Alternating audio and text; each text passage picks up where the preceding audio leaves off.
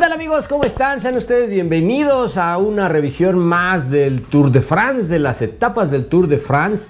En esta ocasión la etapa número 12. Queremos enviar saludos a todos nuestros seguidores. Vamos aumentando día a día el número de seguidores y el número de views. Así que ya lo saben, suscríbanse, compártanos, denle like y por favor no nos dejen aquí solitos. Queremos llegar a más personas, queremos que esto sea una comunidad de ciclismo. Por ahí a todos nuestros amigos españoles les mando un gran abrazo. A nuestros amigos en Colombia, sé que nos están viendo mucho en Colombia, les mando un fuerte abrazo. Hoy no tuvimos las mejores noticias con mi Fer Gaviria, que bueno, más adelante vamos a platicar lo que le pasó al final de la competencia de esta jornada número 12. Pero bueno, vamos a empezar a detallar lo que fue este recorrido.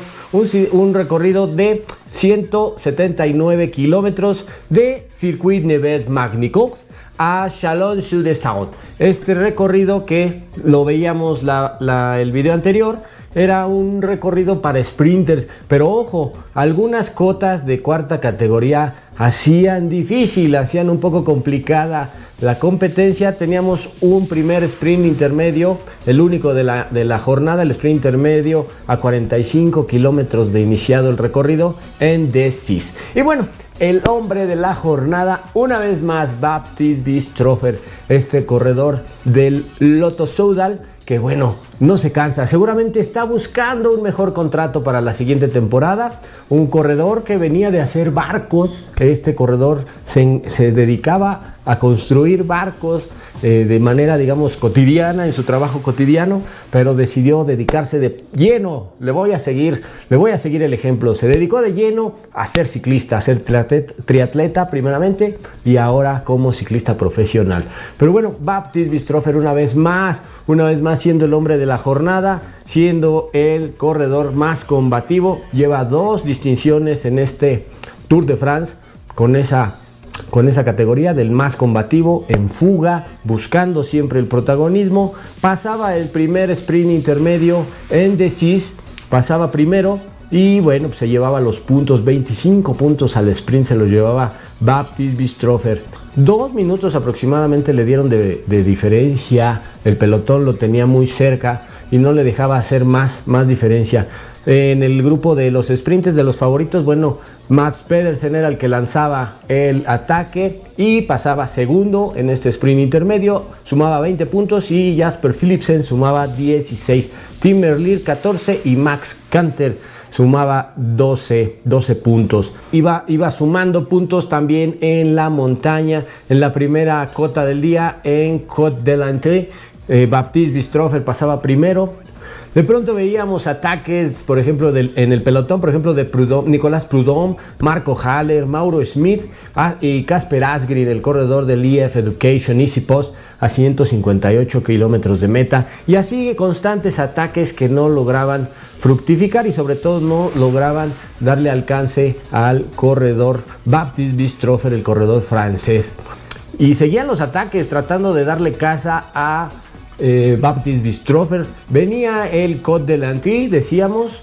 En este también pasaba primero Baptiste Bistropher, sumaba un punto en la clasificación de la montaña y bueno, no tenía mayor problema en esa clasificación. El suéter de lunares de Tadej Pogačar. El Côte de Cussy, el segundo puerto del día, también lo pasaba Baptiste Bistropher. Sumaba ahí en este puerto, era un puerto de 1.8 kilómetros al 4.9, sumaba 4 puntos a 81 kilómetros de meta. Y de pronto, Quinn Simmons a 35 kilómetros de meta. Aquí es donde realmente la carrera se puso interesante. En la Côte de Montanguy-le-Buxy, a 35 kilómetros de meta, se ponían las cosas interesantes porque el Little Trek ponía el desorden. Y comenzaba, digamos, un ataque poderoso, sorprendente, para que su coequipero, su jefe de filas, el sprinter, el líder de los sprints, Mads Pedersen, pudiese llegar a mejor puerto. De pronto veíamos un grupo de 15 corredores que pues trataban de hacer una fuga ya digamos más tarde a 30 kilómetros de meta.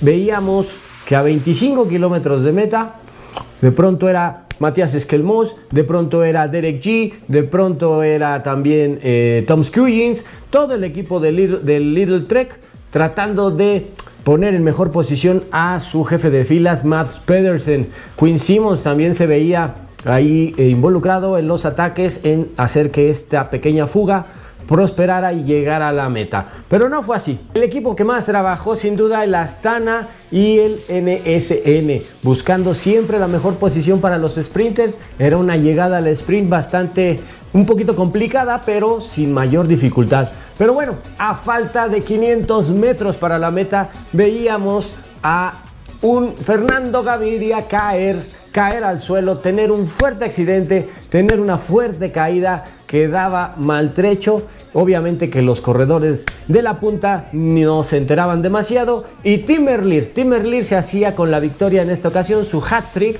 su tercera victoria de Tim Merlier.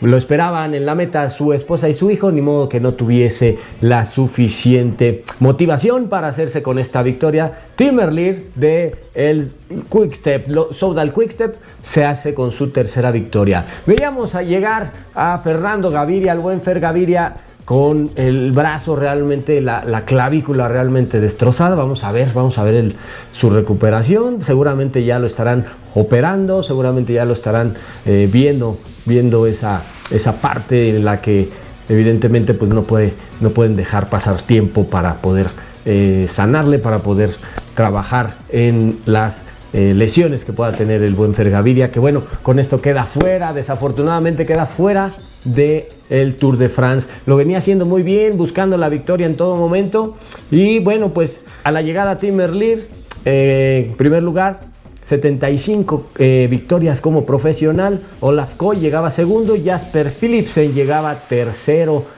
Max Canter, este corredor de la Astana, que vaya que su equipo trabajó para que pudiese tener una mejor posición, bueno, llega hasta el séptimo. Biniam Girmay cuarto, Milan Frentin del Cofidis, también lo veíamos muy bien posicionado a Milan Frentin quinto. Anthony Turgis del Total Energies queda en sexto, y decíamos Max Canter de la Astana en séptimo. Pedersen llega hasta el noveno, y bueno, vamos a ver cómo se puede recuperar Fer Gaviria, el buen Fer Gaviria. La clasificación general no tiene mayor cambio. Pogačar sigue a la cabeza, Vingegaard lo sigue a 3.36, Remco Evenepoel a 4.06 y Juan Ayuso en cuarta posición a 4.22 y Paul Seixas a 4.37.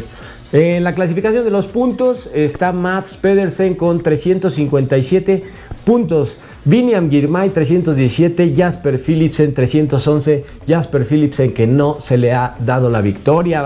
Esta era supuestamente en el trazado, en los perfiles de las etapas, esta era su última oportunidad de los sprinters. Vamos a ver si en alguna otra etapa de la tercera semana, vamos a ver si pudiesen tener alguna posibilidad de los sprinters, pero bueno, seguramente será más complicado. Tim Merlier se acerca a 307 puntos y Max Canter 239. Seguramente estarán buscando los puntos de los sprints intermedios, y bueno, ahí seguramente se estará definiendo esta clasificación de los puntos y del Maillot Vert. El rey de la montaña, Tadej Pogačar con 42 unidades. Jonas Vingegaard, si ven en las transmisiones, Jonas Vingegaard porta el suéter de lunares rojos, esto porque le pertenece a Tadej Pogačar y no puede usar dos suéteres a la vez, o usa el del líder general y cede el suéter de lunares rojos al segundo lugar. En este caso, Jonas Vingegaard, que es quien porta este suéter, no le pertenece, pero se lo ceden. Richard Carapaz, tercero, a 19 puntos en la clasificación por la montaña. Valentin Parent-Pointré, 18 puntos, y Paul Seixas, 18 unidades también. El mejor joven, Juan Ayuso, a la cabeza, siguiéndole Paul Seixas con 13 segundos e Isaac del Toro a 46 segundos.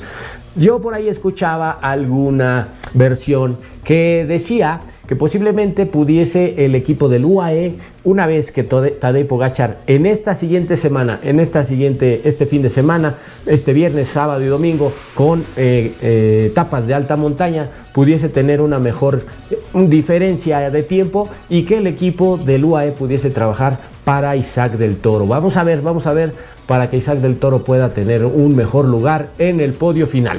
Así que bueno, así las clasificaciones, así la jornada. Vámonos a la siguiente etapa, la número 13, la cabalística número 13. Esta jornada será de 205 kilómetros, la jornada más larga, la etapa más larga de este Tour de France. 205 kilómetros de Dole a Belfort. Un recorrido con dos cotas categorizadas, un sprint intermedio a 137 kilómetros de iniciado el recorrido en Mélisey y un puerto de tercera categoría en el Col de la Croix, a un puerto de 5.1 kilómetros al 4.8, para después subir con un puerto de primera categoría a Ballon d'Alsace, 9.1 kilómetros al 6.8%. Aquí seguramente Tadej Pogačar o Isaac del Toro o Jonas Vingegaard puedan buscar una victoria, porque esta subida está apenas a 35 kilómetros de meta, entonces seguramente tendrán que subir y luego el descenso será vertiginoso para poder llegar a la meta con una muy buena renta, con una muy buena diferencia en tiempo. Así que ya lo saben, aquí nos vemos mañana, revisaremos la etapa número 13, ya lo saben, compártanos, suscríbanse y coméntenos. Nos vemos mañana. Vive le Tour.